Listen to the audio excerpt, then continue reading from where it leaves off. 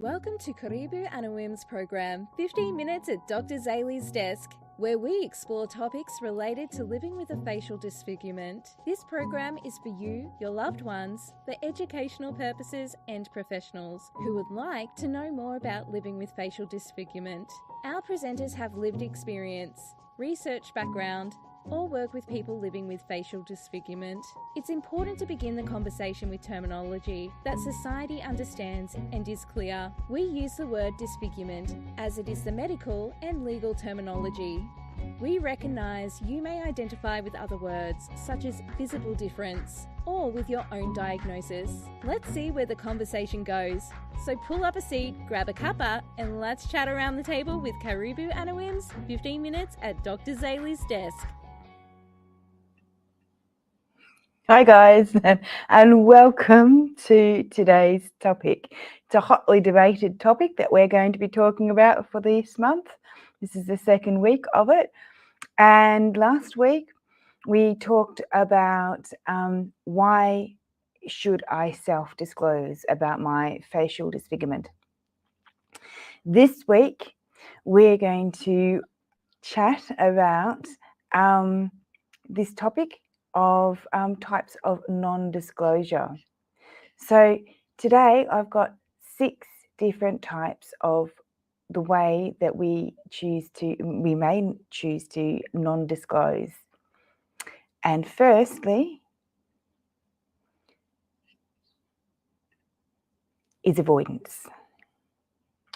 This is simple, telling no one and avoiding all situations or places or different people. For example, deliberately and intentionally choosing to shop online instead of going to the supermarket, for example. That is a form of non-disclosure, and it's called avoidance. Secondly, concealment. Concealment is just basically an effort to try and hide or minimize your disfigurement, such as, and I'm not saying that this is wrong, I'm just giving you what these are, okay?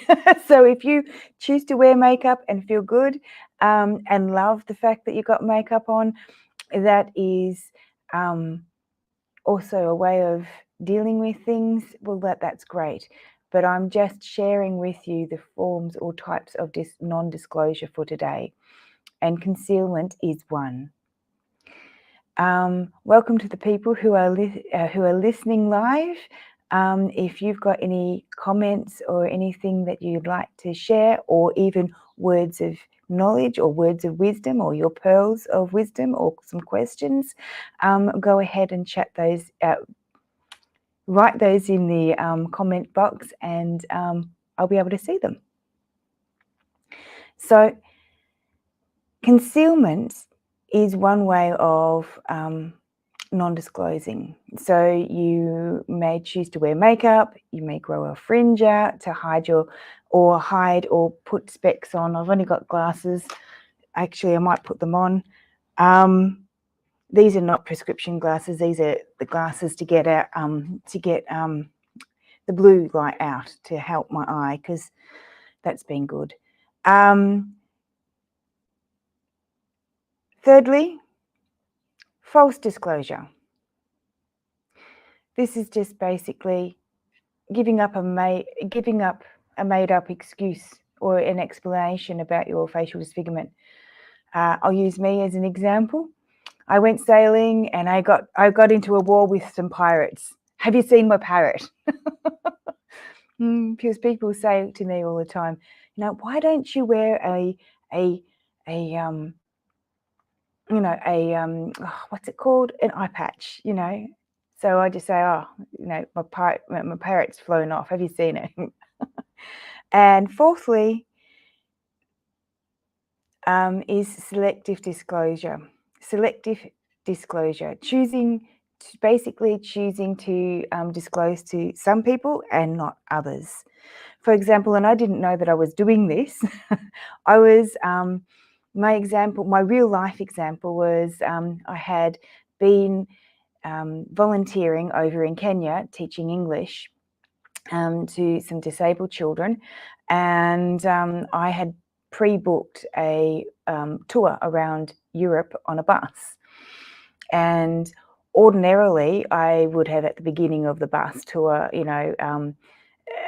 disclosed about my eye, but nobody for the last 6 months had given a damn about my eye. So I'd actually completely and utterly forgot to actually mention this. And so I disclosed to my tent buddy about my eye, but I didn't disclose to the others. So in that form, I was using selective disclosure without me knowing that I did do it. And then later on during that that tour, don't worry about the rest. I might tell you the other story later, but it wasn't very nice. They didn't play nice with me. Fifthly, forced non-disclosure. Other people tell you or urge you not to self-disclose, or tell you to hide it, hide or camouflage or do something, fix it. For example, family members might casually say, using me as an example, wearing sunglasses today? Where is your sunglasses? Are you wearing them? Or should we go sunglasses shopping? All those little hints, they might be friendly hints or they might be trying to be helpful hints. But if you don't want to non-disclose, or if you feel comfortable the way that you are, you may not want to wear sunglasses. Or friends might say, oh, just let me help you with your makeup, or suggest, have you used this kind of product, or do you know about this product, or they, everyone might choose to say, have you chosen to grow some, a beard, or have you tried to lengthen grow your fringe or your bangs, this part of your hair. Have you sought surgery recently? That might be another one. And sixthly, and the sixth one is unauthorized disclosure. That's when other people disclose about your facial disfigurement against your wishes in a way that it is untrue or you would not like them to. For example, a friend disclosing to their friends in front of you, with you there, oh yeah, his mum had a terrible birth, and his my friend's got his face got damaged as they pulled him out, and they're pointing, what part of your body, what part of your face is damaged, and that's why he looks like that, because he got damaged, but during birth, pretty bad, hey. That it would be pretty bad if you hadn't have had those conversations prior to, telling your friends how you might like to be disclosed if they ask, and discreetly, maybe the word. So, just to recap on those 6 forms of non-disclosure, there's avoidance, not going out in public, and deliberately choosing not to go out in public because of your facial disfigurement. Concealment, trying to hide your facial disfigurement. False disclosure, telling a lie about how you got your facial disfigurement, such as, the pirates, I got waged into a battle and I lucked out, I didn't get, the good end of the bargain, I lost my eye. Selective disclosure, telling some people and not others. Forced non-disclosure, which is family and friends telling you not to disclose or trying to dissuade you.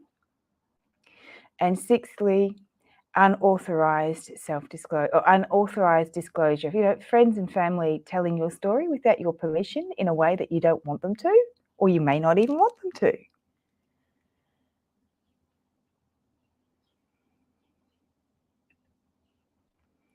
So today we have chatted about the forms of types of non-disclosure, and it may have been triggering for you because you may now have a name for the way that you have chosen to talk about or not talk about, or feeling forced to talk about your face, and your visual appearance. So I'd just like to share and say it's okay not to be okay.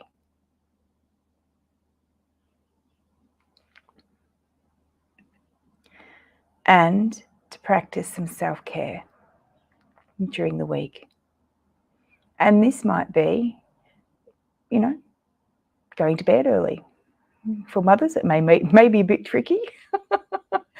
Or it might be going out for a walk, even when you don't want to go for a walk, because when we go for a walk, everything gets limbered up and we come out of it feeling a bit better than we were.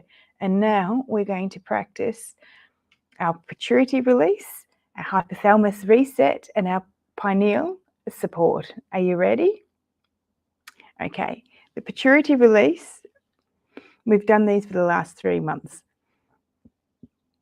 is 3 fingers in the front of your head like this, and 3 fingers at the nape of your neck, the back there, the end back there, and then we're breathing in, we're lifting up and leaving out. Breathing in and breathing out. Breathing in and breathing out. The hypothalamus reset is 2 fingers into your indentations and rubbing in a backwards circular motion whilst breathing in and out. Oh, I can feel my body relaxing. It likes it. And then the pineal support, we put our palms of our head into the indentations at the side of our head, and then near your eyes, and then we breathe and lift. Ready?